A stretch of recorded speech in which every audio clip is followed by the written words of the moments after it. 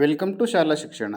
ಸ್ನೇಹಿತರೆ, ಈ ವಿಡಿಯೋದಲ್ಲಿ SIR 2026 ಮ್ಯಾಪಿಂಗ್ ಆಗಿರ್ತಕ್ಕಂಥ ಮತದಾರರನ್ನು ನಾವು ಡಿಜಿಟೈಸ್ ಮಾಡುವಾಗ ಕೆಲವೊಮ್ಮೆ ಗೊಂದಲವನ್ನು ಮಾಡಿಕೊಂಡು ಅವರ ಒಂದು ರಿಲೇಷನ್ ಟೈಪನ್ನು ಹೇಗೆ ಹಾಕಬೇಕು ಅಂತೇಳಿ ನಮ್ಮ ಬಹಳಷ್ಟು ಜನ ಸ್ನೇಹಿತರು ಕೇಳ್ತಾ ಇದ್ದರು. ಹಾಗಾಗಿ ಮ್ಯಾಪಿಂಗ್ ಆಗಿರ್ತಕ್ಕಂಥ ಅಂದರೆ 2002ರ ಮತದಾರರ ಪಟ್ಟಿಯಲ್ಲೂ ಅವರದೇ ಹೆಸರಿದೆ, ಈಗಲೂ ಕೂಡ ಅವರ ಹೆಸರಿದೆ. ಅವರ ಒಂದು ಫಾರ್ಮನ್ನು, ಎನುಮರೇಷನ್ ಫಾರ್ಮನ್ನು ಹೇಗೆ ನಾವು ಫಿಲ್ ಮಾಡಿ ಸಬ್ಮಿಟ್ ಮಾಡಬೇಕು, ಅದರಲ್ಲಿ ಏನನ್ನು ಗಮನಿಸಬೇಕು ಎನ್ನುವುದನ್ನು ಈ ವಿಡಿಯೋದಲ್ಲಿ ನೋಡೋಣ. ಸ್ನೇಹಿತರೆ, ಮೊದಲಿಗೆ ನಿಮ್ಮ BLO ಆ್ಯಪನ್ನು ಓಪನ್ ಮಾಡ್ಕೊಳ್ಳಿ. ನೆಕ್ಸ್ಟ್ SIR ಮಾಡ್ಯೂಲನ್ನು ಓಪನ್ ಮಾಡ್ಕೊಳ್ಳಿ. ನಂತರ ಫಿಲ್ ಎನುಮರೇಷನ್ ಫಾರ್ಮ್ ಅಂತಿದೆಯಲ್ಲ, ಈ ಒಂದು ಆಪ್ಷನನ್ನು ಕ್ಲಿಕ್ ಮಾಡ್ಕೊಳ್ಳಿ. ನಂತರ ನಾವಿಲ್ಲಿ ನೋಡ್ಬೋದು, ನಾವು ಯಾರ ಎನುಮರೇಷನ್ ಫಾರ್ಮನ್ನು ಫಿಲ್ ಮಾಡ್ತಾ ಇದ್ದೀವೋ ಅವರ ಒಂದು ಫಾರ್ಮ್ ಮೇಲೆ ನೀವು ಈ ರೀತಿ ಸ್ಕ್ಯಾನ್ ಮಾಡಿದರೆ ಆ ಒಂದು ಎನುಮರೇಷನ್ ಫಾರ್ಮ್ ಡೀಟೇಲ್ಸ್ ಓಪನ್ ಆಗ್ತದೆ. ಎನುಮರೇಷನ್ ಫಾರ್ಮ್ನ QR ಕೋಡನ್ನು ಸ್ಕ್ಯಾನ್ ಮಾಡೋದ್ರ ಮೂಲಕ ತಕ್ಷಣ ಅವರ ಒಂದು ಡೀಟೇಲ್ಸನ್ನು ನಾವು ಪಡೀಬೋದು. ಓಕೆ,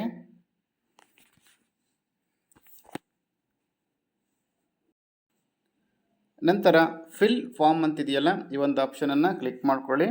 ನಂತರ ನಾವಿಲ್ಲಿ ಗಮನಿಸ್ಬೋದು, ಈಗ ನಾವು ಫಿಲ್ ಮಾಡ್ತಾ ಇರ್ತಕ್ಕಂಥ ಮತದಾರರು ಈಗ 2025ರ ಮತದಾರರ ಪಟ್ಟಿಯಲ್ಲೂ ಕೂಡ ಇದ್ದಾರೆ.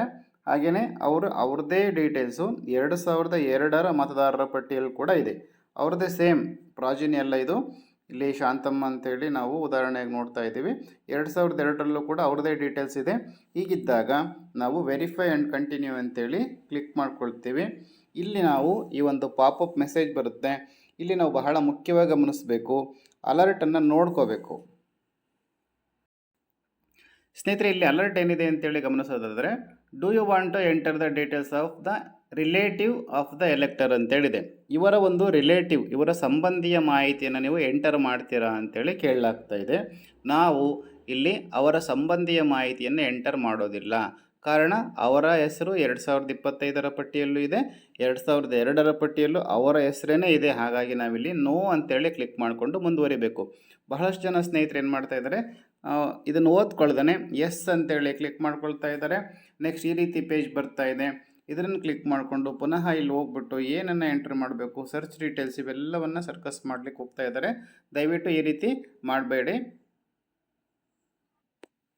ಈ ಪೇಜಿಗೆ ಬಂದ ಮೇಲೆ ಪುನಃ ಏನೋ ತಪ್ಪಾಗಿದೆ ಅಂತೇಳಿ ಪುನಃ ಬ್ಯಾಕ್ ಬರಲಿಕ್ಕೆ ಹೋಗ್ತೀವಿ. ಆಗ ಮತ್ತೊಂದು ಅಲರ್ಟ್ ಬರುತ್ತೆ, are you sure you do not want to add relative ಅಂತೇಳಿ. ನೀವು ಆ್ಯಡ್ ಮಾಡೋದಿಲ್ವಾ ಅಂತೇಳಿ ಕೇಳುತ್ತೆ. ರಿಲೇಟಿವ್ ನೇಮನ್ನು ನೀವು ಆ್ಯಡ್ ಮಾಡೋದಿಲ್ವಾ ಅಂತೇಳಿ. ಇಲ್ಲಿ ನಾವು ಎಸ್ ಅಂತೇಳಿ ಕ್ಲಿಕ್ ಮಾಡಿಕೊಂಡಾಗ ಆವಾಗ ಜನರಲ್ ಡೀಟೇಲ್ಸನ್ನು ಅಪ್ಡೇಟ್ ಮಾಡ್ತಕ್ಕಂಥ ಮಾಹಿತಿ ಬರ್ತದೆ. ಇದರ ಬದಲಾಗಿ, ಇಷ್ಟೆಲ್ಲ ಸರ್ಕಸ್ ಮಾಡುವುದರ ಬದಲಾಗಿ, ಮೊದಲಿಗೆ ಫಿಲ್ ಫಾರ್ಮ್ ಅಂತಿದೆಯಲ್ಲ, ಈ ಒಂದು ಆಪ್ಷನನ್ನು ಕ್ಲಿಕ್ ಮಾಡ್ಕೊಳ್ಳಿ. ನಂತರ ಮೇಲ್ಭಾಗದಲ್ಲಿ ಕೆಳಭಾಗದಲ್ಲಿ ಅವ್ರದ್ದೇ ಮಾಹಿತಿ ಇದೆ. ಇಲ್ಲಿ ನಾವು ವೆರಿಫೈ ಆ್ಯಂಡ್ ಕಂಟಿನ್ಯೂ ಆಪ್ಷನನ್ನು ಕ್ಲಿಕ್ ಮಾಡಿ ಈ ಒಂದು ಅಲರ್ಟನ್ನು ಸ್ಪಷ್ಟವಾಗಿ ಓದ್ಕೊಳ್ಳಿ. Do you want to enter the relative details ಅಂತೇಳಿದೆ. ರಿಲೇಟಿವ್ ಡೀಟೇಲ್ಸನ್ನು ನಾವು ಎಂಟರ್ ಮಾಡೋದಿಲ್ಲ, ಬೇಕಾಗಿಲ್ಲ. ಹಾಗಾಗಿ ನಾವು ನೋ ಅಂತೇಳಿ ಕ್ಲಿಕ್ ಮಾಡಿಕೊಂಡು ಮುಂದುವರಿಬೇಕು. ಆಗ ನೋಡ್ಬೋದು, ನಾವು ಜನರಲ್ ಡೀಟೇಲ್ಸನ್ನು ಆ್ಯಡ್ ಮಾಡ್ತಕ್ಕಂತಹ ಈ ಒಂದು ಇಂಟರ್ಫೇಸ್ ಓಪನ್ ಆಗ್ತದೆ. ಅವರ ಡೇಟ್ ಆಫ್ ಬರ್ತ್ ಇರ್ಬೋದು, ಆಧಾರ್ ನಂಬರ್ ಇರ್ಬೋದು, ಮೊಬೈಲ್ ನಂಬರ್ ಇರ್ಬೋದು, ಹಾಗೆಯೇ ಅವರ ತಂದೆ ಹೆಸರು, ತಾಯಿ ಹೆಸರು, ಸ್ಪೌಸ್ ನೇಮು, ಹಾಗೆ ಎನುಮರೇಷನ್ ಫಾರ್ಮ್ದು ಫೋಟೋ ಅದನ್ನು ಅಪ್ಲೋಡ್ ಮಾಡಿ ಸಬ್ಮಿಟ್ ಕೊಟ್ಟರೆ ಈ ಒಂದು 2002ರಲ್ಲೂ ಇದ್ದಾರೆ, ಹಾಗೆಯೇ ಈಗಲೂ ಕೂಡ ಇದ್ದಾರೆ, ಮ್ಯಾಪಿಂಗ್ ಆಗಿದೆ. ಇಂತಹ ಮತದಾರರ ಒಂದು ಮಾಹಿತಿಯನ್ನು ಡಿಜಿಟೈಸನ್ನು ಬಹಳ ಸುಲಭವಾಗಿ ನಾವು ಮಾಡ್ಬೋದು. ಸ್ನೇಹಿತರೆ, ಮತ್ತೊಮ್ಮೆ ರಿಪೀಟ್ ಮಾಡೋದಾದರೆ, 2002ರ ಪಟ್ಟಿಯಲ್ಲೂ ಇದ್ದಾರೆ, ಈಗಲೂ ಇದ್ದಾರೆ. ಇಂತಹ ಮತದಾರರ ಮಾಹಿತಿಯನ್ನು ನಾವು ಫಿಲ್ ಮಾಡುವಾಗ ವೆರಿಫೈ ಅಂತೇಳಿ ಕ್ಲಿಕ್ ಮಾಡಿದ ನಂತರ ಈ ರೀತಿ ಒಂದು ಪಾಪಪ್ ಮೆಸೇಜ್ ಬರ್ತದೆ. ಇಲ್ಲಿ ರಿಲೇಟಿವ್ ನೇಮನ್ನು ಆ್ಯಡ್ ಮಾಡ್ತೀರಾ ಅಂತೇಳಿ ಕೇಳ್ತದೆ. ಆಗ ನಾವು ನೋ ಅಂತೇಳಿ ಕೊಟ್ಟು ಮುಂದುವರಿಬೇಕು. ಎಸ್ ಅಂತೇಳಿ ಕೊಟ್ಟರೆ ಅದು ತುಂಬಾ ಕನ್ಫ್ಯೂಷನ್ ಆಗುತ್ತೆ. ಹಾಗಾಗಿ ನೋ ಅಂತೇಳಿ ಕೊಟ್ಟು ನಾವು ಮುಂದುವರಿಬೇಕು. ನಂತರ ಜನರಲ್ ಡೀಟೇಲ್ಸನ್ನು ಅಪ್ಡೇಟ್ ಮಾಡಿ ಫಾರ್ಮನ್ನು ಸಬ್ಮಿಟ್ ಮಾಡಿದರೆ ಆ ಒಂದು ಮತದಾರರ ಮಾಹಿತಿ ಸಬ್ಮಿಟ್ ಆಗ್ತದೆ. ಸ್ನೇಹಿತರೆ, ಇನ್ನೂ ಹೆಚ್ಚಿನ ಮಾಹಿತಿಯನ್ನು ಮುಂದಿನ ವಿಡಿಯೋಗಳಲ್ಲಿ ನೋಡೋಣ.